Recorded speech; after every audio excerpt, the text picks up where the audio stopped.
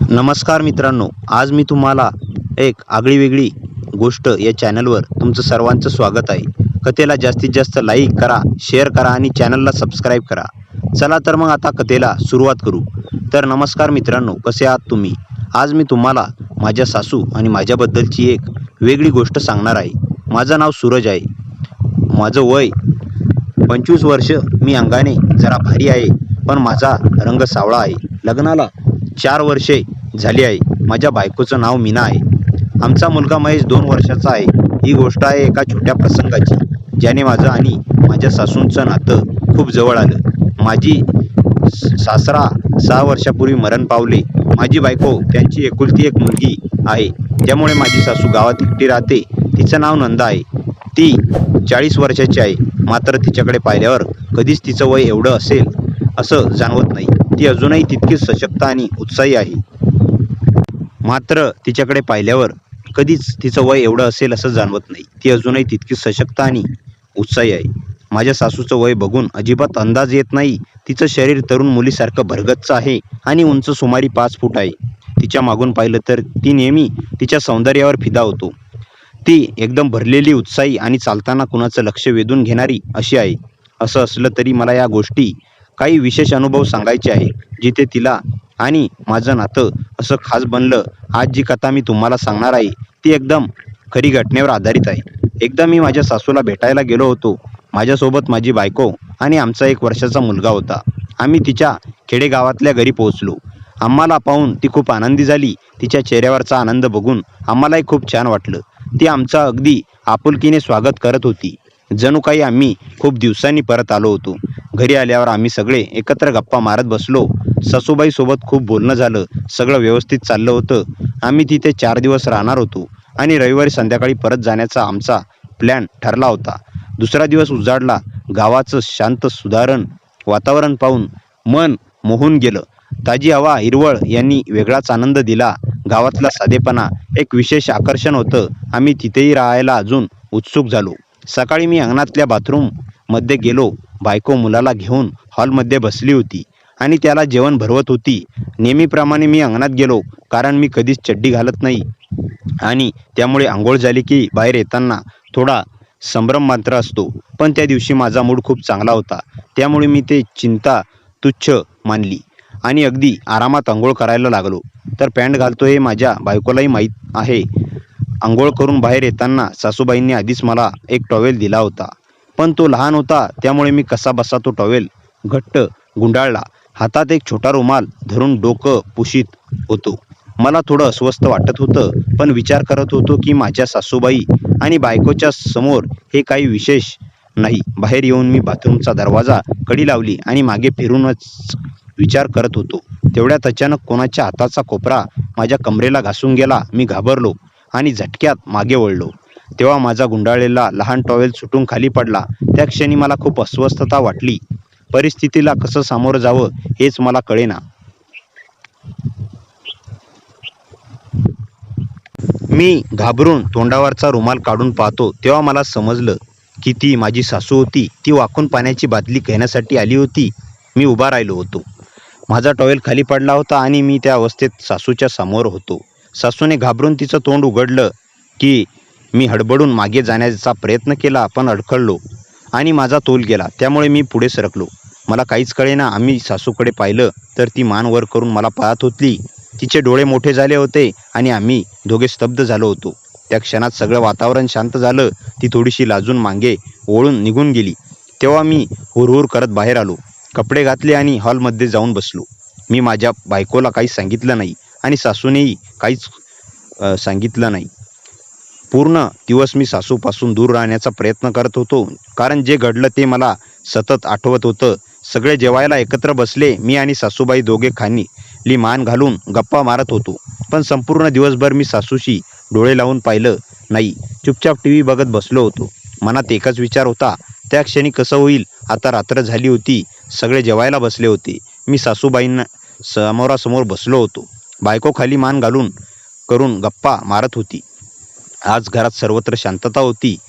हे कदाचित माझ्या बायकोच्या लक्षात आलं नाही. नंतर रोजच्या प्रमाणे आम्ही सर्व हॉलमध्ये एकत्र झोपायला गेलो. काल रात्री हॉलमध्ये सासू उजवीकडे, माझी बायको आणि मुलगा मधल्या जागी आणि मी डावीकडे झोपलो गेलो. रात्रीची 11:30 वाजले होते.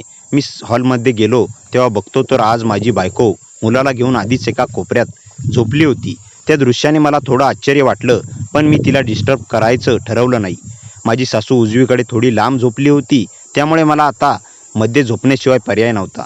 मी मध्ये झोपलो. सासूने साडी घातली होती. मग मी लाईट बंद केली आणि हॉलमध्ये पूर्ण अंधार झाला. असं काही वेळ निघून गेला आणि घड्याळात 12:30 वाजले होते. मला सासूची हालचाल जाणवू लागली. तिला झोप येत नव्हती. मी सरकून झोपलो आणि एक नजर सासूकडे गेली. सासू जागीच हलत होती. कधी माझ्याकडे पाहत होती तर कधी सरकून झोपत होती. मला सकाळचं दृश्य आठवलं गेलं आणि त्या विचाराने माझं मन अस्वस्थ झालं. मी डोळे बंद करून सासूबद्दल विचार करत होतो. तेवढ्यात अचानक कोणीतरी त्या अंधारात माझ्या छातीवर हात ठेवला. मी घाबरून डोळे उघडले. बघतो तर सासू आपल्या जागेवरून उठून माझ्याजवळ आली होती. ती माझ्या बाजूला येऊन बसली. तिने हळूहळू माझ्याच हातावर हात ठेवला. माझं हृदय जोरात धडधडू लागलं. सासऱ्याच्या मृत्यूला 6 वर्ष झाली होती. मला जाणवलं की एवढ्या वर्षाच्या एकटेपणामुळे तिच्या मनात जिव्हाळ्याची ओढ निर्माण झाली होती. तिची ती कोमल स्पर्श मला एक वेगळाच अनुभव देत होता. मीही तिचा हात हलकेच दाबला. सासू माझ्या अगदी जवळ येऊन बसली आणि तिने माझ्याशी कुजबूज बोलायला सुरुवात केली. सूरज, मला माफ कर, पण मी खूप एकटी वाटते आहे. तिच्या डोळ्यात अश्रू होते. मी तिला हलकेच मिठी मारली. ती क्षणभर माझ्या खांद्यावर डोकं ठेवून रडली. तिचा त्रास समजला मला. मी तिला शांत केलं. आम्ही दोघं बराच वेळ एकमेकांशी गप्पा मारत बसलो. तिने तिच्या एकटेपणाच्या भावना माझ्यासमोर मांडल्या. मी तिचं ऐकून घेतलं. त्या रात्री आम्ही केवळ भावनिक पातळीवर एकमेकांच्या जवळ आलो. आम्ही एकमेकांचे हात धरून बसलो, पण कोणतीही अयोग्य कृती केली नाही. सासू म्हणाली, तू आला आहेस म्हणून मला बरं वाटते. फक्त तुझ्याशी बोलून मन हलकं झालं. मीही तिला सांगितलं, तुम्ही काळजी करू नका, आम्ही नेहमी तुमच्या सोबत आहोत. त्या रात्रीचा तो प्रसंग संपला. आम्ही परत आपापल्या जागी झोपलो. दुसऱ्या दिवशी सकाळी उठल्यावर सासू माझ्याशी पूर्वीसारखीच नैसर्गिकपणे वागू लागली. त्या घटनेनंतर माझी आणि सासूची मैत्री अधिक घट्ट झाली. आम्ही एकमेकांच्या मनातलं बोलू लागलो. मी तिला मनाचा आधार दिला आणि तिनेही मला आईसारखं प्रेम दिलं. आमचं नातं हे स्नेहाचं आणि आदराचं राहिलं. कधीच त्या पलीकडे जाण्याचा प्रयत्न केला नाही. ही होती माझ्या आयुष्यातील एक वेगळी परंतु शिकवणारी घटना. त्या रात्रीनंतर सासूबाई म्हणजे नंदा यांच्याशी माझं नातं अधिक घट्ट झालं. पण ते नातं आता पूर्वीसारखं भीतीचं किंवा गोंधळाचं नव्हतं. ते अधिक प्रांजळ आणि समजूतदार बनलं होतं. दुसऱ्या दिवशी सकाळी मी जेव्हा उठलो तेव्हा सासूबाई अंगणात पाणी शिंपडत होत्या. त्यांच्या चेहऱ्यावर एक वेगळी शांतता होती. त्यांनी माझ्याकडे पाहिलं आणि हळूवार हसत म्हणाल्या, सूरज, तुला चहा प्यायचा आहे का? त्यांचा आवाज नेहमीपेक्षा मायाळू होता. मी होकार दिला. मीना अजून झोपली होती. तिने रात्री मुलाला वारंवार स्तनपान दिल्याने ती दमली होती. मी सासूबाईच्या जवळ गेलो. चहाचा कप हातात घेताना त्यांनी हळूच माझ्या हाताला स्पर्श केला. तो स्पर्श कोमल होता, पण त्यात काही गैर नव्हतं. तो म्हणजे थँक्यू होता. मी गप्पच राहिलो. सासूबाई म्हणाल्या, गेली 6 वर्षे मी फक्त कर्तव्य पार पडत होते. माझ्या मुलीचं लग्न करून दिलं, नातवाला पाहिलं, पण माझं मन कधीच कोणाशी बोलू शकलं नाही. काल रात्री तू माझं बोलणं ऐकलंस हेच माझ्यासाठी खूप मोठा दिलासा होता. मी हलकेच उत्तर दिलं, सासूबाई, आपण कुटुंब आहोत. आपण एकमेकांच्या भावना समजून घेतल्या पाहिजे. तुम्हाला एकटं वाटतं असेल तर तुम्ही मीना किंवा माझ्याशी बोलू शकता. नवीन छंद जोपासा, गावातल्या इतर महिलांची मैत्री करा, योगा किंवा शिवणकामाच्या वर्गाला जा. सासूबाई माझी शिफारस ऐकून हसल्या. तू मला खूप आधुनिक सल्ला देतो सूरज, पण गावात या सगळ्या सोयी कुठे आहेत? तेव्हाच मीना जागी झाली. तिने डोळे चोळत विचारली, आई आणि सूरज काय गप्पा रंगले आहे? सासूबाईने लगेच सांभाळून घेतली. काही नाही ग, तुझ्या नवऱ्याला चहा बनवून देत होती, तू ये, तुलाही देते. मीना समोर आली आणि सगळं काही नेहमीसारखं. तिथं राहिलेल्या 4 दिवसात मी सासूबाईंना बदलताना पाहिले. आता जास्त हसत होत्या, माझ्याशी खुलून बोलत होत्या. एके दिवशी संध्याकाळी बायको आणि मुलगा झोपल्यानंतर त्या माझ्याजवळ बसल्या. तेव्हा त्यांनी सांगितलं, सूरज, मला आता जाणवलंय की आपल्या सर्वांच्या भावना एकमेकांशी जोडलेल्या असतात, पण आपण त्यांचा गैरवापर करू शकत नाही. तू माझा जावाई आहेस, पण आता मला तू आपल्या सुखदुःखातला साथीदार वाटतोस. यापुढे आपण स्नेह आणि आदराची मर्यादा ओलांडू नये. ते आपल्या सर्वांसाठी बरं आहे. तिचे स्पष्ट शब्द ऐकून मला आहेसं वाटलं. मी म्हणालो, मीही तेच मनात विचार करत होतो. सासूबाई, आपल्यातली ही जिव्हाळ्याची मैत्री योग्य मार्गाने चालवली पाहिजे. मी तुमचा आधार आहे. ठीक आहे. त्या क्षणी दोघांनी एकमेकांची हात मिळवणी केली. तो संकल्पाचा हात होता. 4 दिवस संपले आणि आम्ही गाव सोडून परत शहरात आलो. मीना आणि महेश सोबत होतो. गाडीत बसल्यापासून मला सासूबाईची आठवण येत होती. त्यांच्यातील ताकद व आपुलकी मला प्रेरणा देत होती. शहरात आल्यावर आमचं दैनंदिन जीवन सुरू झालं. मी ऑफिसला जाऊ लागलो. मीना घरचे काम करू लागले. पण आता आम्ही दर रविवारी सासूबाईचा फोन करू लागलो. आठवड्यातून एकदा तरी व्हिडिओ कॉल व्हायचा. सासूबाईंना फोनवर बोलताना मीना खूप आनंदी होई. एकदा मी एकटा असताना मीही त्यांना फोन कॉल केला. तेव्हा त्या म्हणाल्या, तू माझा लेक आहेस. नाही, कधीही बोलावेसे वाटले तुझ्या आईशी बोल. तिने स्वतःला माझी आईच म्हणायला सुरुवात केली. हो आई, असे मी त्यांना संबोधू लागलो. 1 महिन्यानंतर सासूबाईंनी आमच्याकडे येण्याचा मानस बोलला. मीना, मला काही दिवस तुझ्याकडे राहायचं आहे. महेशचा विचार खूप येतोय. ती उत्साहाने तयार झाली. सासूबाई शहरात आल्या. आता त्यांच्यासाठी स्वतंत्र रूम होती. त्या आल्यापासून घरात बेभान वातावरण होतं. त्या मुलाला खेळवत, स्वयंपाक करत आणि मला मीना यांच्याशी हसत खेळत बोलत. आता मागच्या प्रसंगाची कुणालाच आठवण येत नव्हती. एके दिवशी सासूबाई म्हणाल्या, सूरज, मी गावात शिवणकामाची मशीन घ्यायचे ठरवले आहे. बहिणींनी एक गट तयार केला आहे. तिथे मी शिकवणार आहे. तुझ्याशी बोलल्यापासून मनात नवी ऊर्जा आली आहे. हे ऐकून मला खूप बरं वाटलं.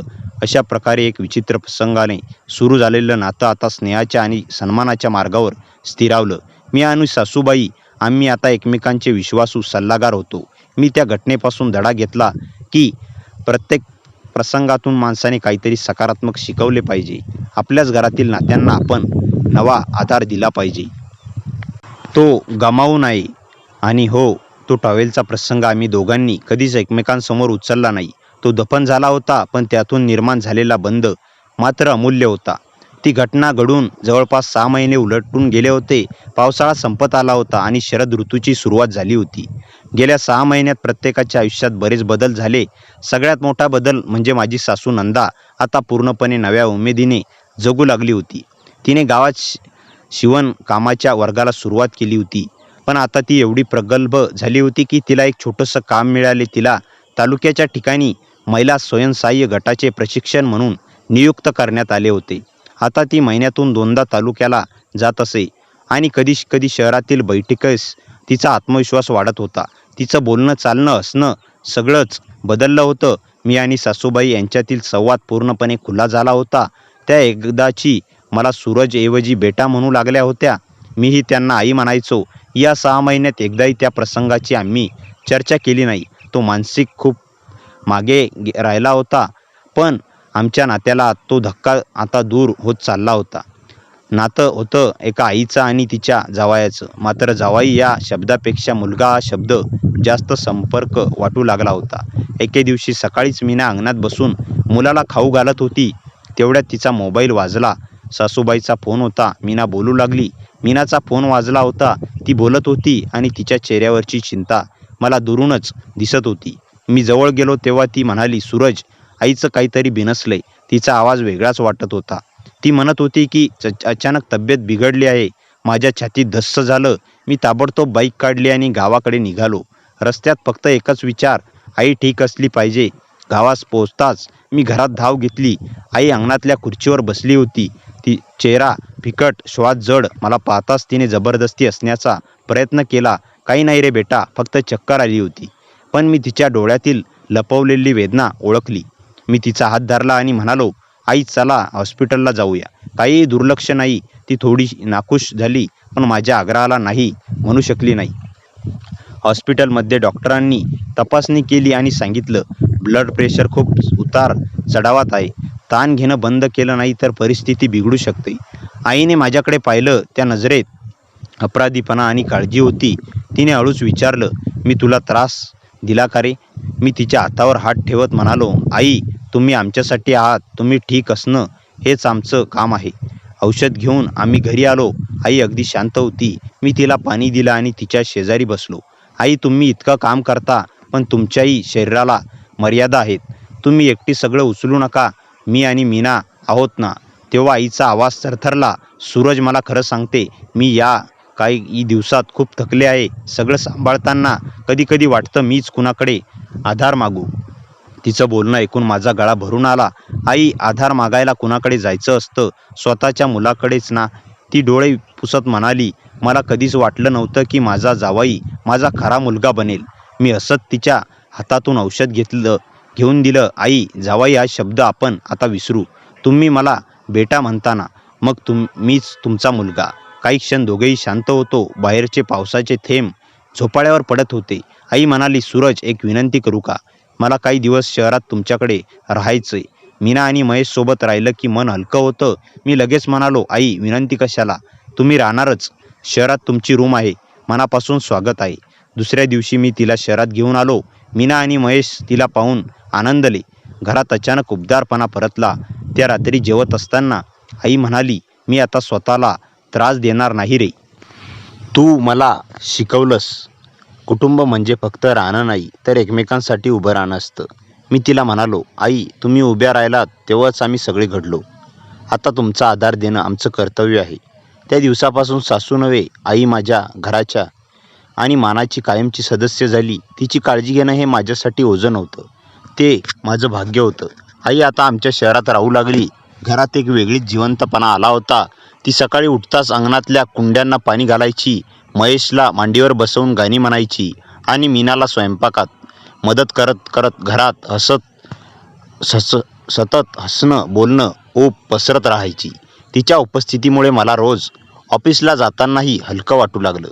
एक संध्याकाळी मी ऑफिसमधून परत आलो तर आई आणि मीना दोघी मिळून आमच्या हॉलची जुनी पडदे बदलत होत्या. मी विचारलं, आज काय चाललंय? तर आई हसत म्हणाली, घरात बदल केला की मनातही बदल होतो म्हणतात. मला वाटलं इथंही एक नवा रंग आणूया. मीना म्हणाली, आई आता कशी उजळली आहे बघ ना. आधी गावात असताना तिच्या चेहऱ्यावरची उदासी मला दिसायची. इथे आल्यापासून किती खुश आहे. आईने प्रेमाने मीनाच्या डोक्यावर हात ठेवला. बाळा, तुम्हा दोघांकडून जेवढं मिळतंय ना, ते मौल्यवान आहे. मी कधी कल्पनाही केली नव्हती की माझ्या आयुष्यात असा टप्पा येईल. काही दिवसांनी आई म्हणाली, सूरज, माझ्या तालुक्यातल्या स्वयंसहाय्य गटात मला पुन्हा जावं लागणार आहे. पण आता मला एक भीती वाटते, आरोग्याचं. मी लगेच म्हणालो, आई, तुम्ही एकटी जाणार नाही, मी तुमच्यासोबत येईल. तिच्या डोळ्यात लगेच पाणी आलं. तू एवढा वेळ काढतोस हेच माझ्यासाठी पुरेसं आहे. त्या आठवड्यात आम्ही दोघं तालुक्यात गेलो. तिथे पोचताच इतर महिलांनी नंदा आईला पाहून इतका आनंद केला की मला जाणवलं ती खरंच किती लोकांच्या हृदयात स्थान मिळवत होती. वर्ग चालू असताना मी बाजूला बसून महिलांचं कौतुक ऐकत होतो. नंदा ताई आली की वर्गात उत्साह वाढतो, एक म्हणाली. दुसरी म्हणाली, ताईचं बोलणं ऐकलं की आयुष्य सोपं वाटतं. मला अभिमान वाटला, ही माझी आई आहे.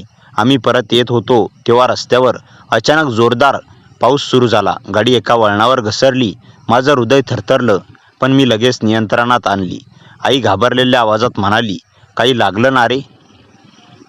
मी हसून म्हणालो, आई, मी आहे ना, काळजी करू नका. पावसातला तो प्रवास आमचं नातं आणखी मजबूत करून गेला. शहरात पोहोचल्यावर मीना आईला मिठी मारून म्हणाली, आई, तुम्ही ठीक आहात ना? आईने तिच्या पाठीवर प्रेमाने हात फिरवत म्हणाली, मुली, आता माझ्या सुरक्षिततेची काळजी मला नाही, माझा मुलगा माझ्यासोबत असतो.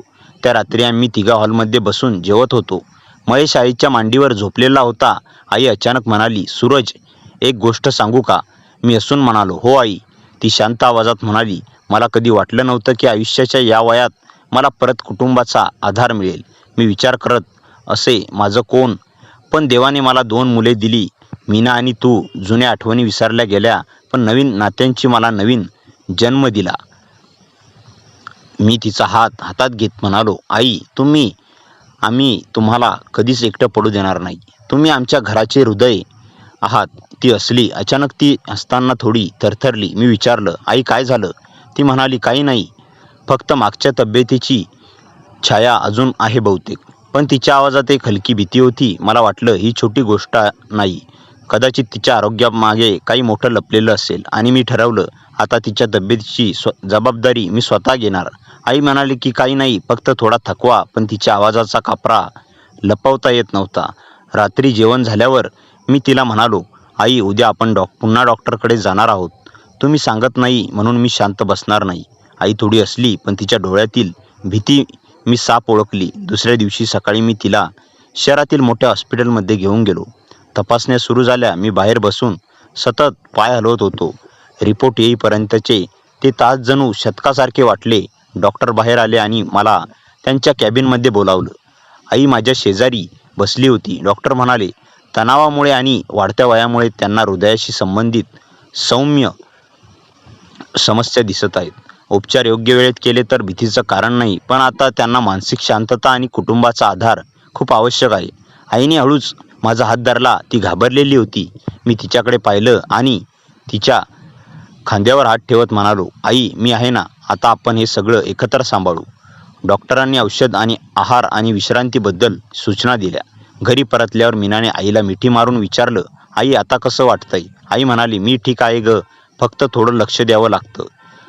पण तिच्या चेहऱ्यावरचा थकवा स्पष्ट दिसत होता. त्या दिवसापासून मी तिच्यासाठी एक नवा नियम केला.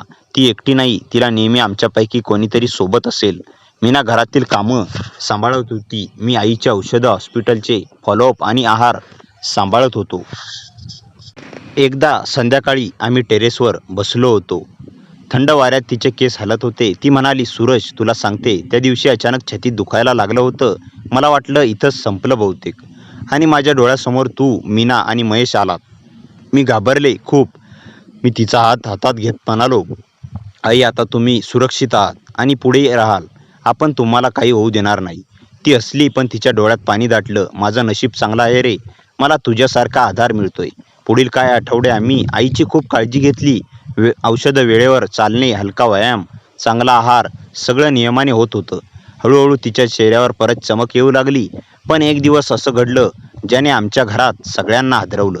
त्या दिवशी मी ऑफिसला जाण्याच्या तयारीत होतो. मीनाने हाक मारली, सूरज पटकन ये. मी धावत हॉलमध्ये आलो तर आई सोफ्यावर बसलेली, श्वास फुललेला, हात छातीवर दाबून धरलेला. मी घाबरलो. आई काय झालं?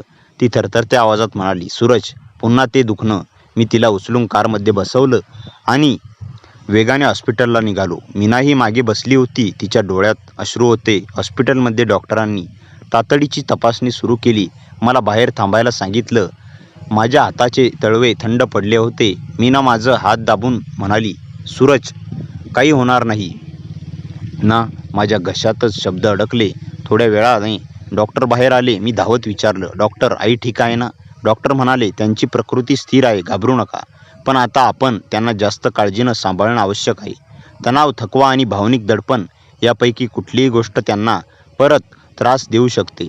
माझ्या डोळ्यात पाणी आलं. आई सुरक्षित होती, पण मला जाणवलं ही वेळ खरी परीक्षेची होती. मी ठरवलं, आता आईचं आयुष्य बदलणार. तणाव, एकटेपणा आणि जबाबदाऱ्या हे सर्व मी दूर करणार.